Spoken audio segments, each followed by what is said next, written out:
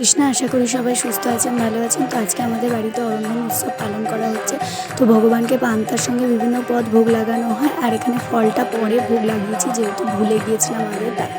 তো পরে এই যে মা এখানে রান্নার জায়গাটা একটু পুজো করে নিচ্ছে, তারপরে আমাদের পূর্বপুরুষদের উদ্দেশ্যে ভগবানের প্রসাদ অর্পণ করতে যায় আমার মা।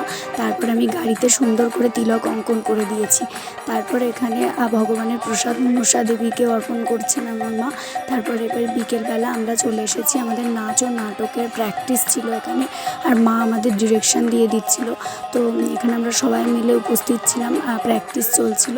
তো তারপরে আমাদের নাটক প্র্যাকটিসের পর মৌমিতা, ফাল্গুনি ওরা এসেছিলো এবং ওদেরকে প্রসাদ বিতরণ করেছি এবং ওরা বাড়ি চলে গেছে। তারপরে রাত্রিবেলা ভগবানকে ভোগ লাগিয়ে শয়নে দিয়ে দিয়েছি।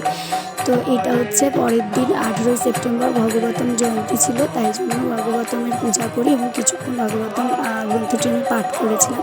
তো ভিডিওটি এখানেই রাখছি। হরে কৃষ্ণ, হরি বল। সবাই সুস্থ থাকবেন, ভালো থাকবেন।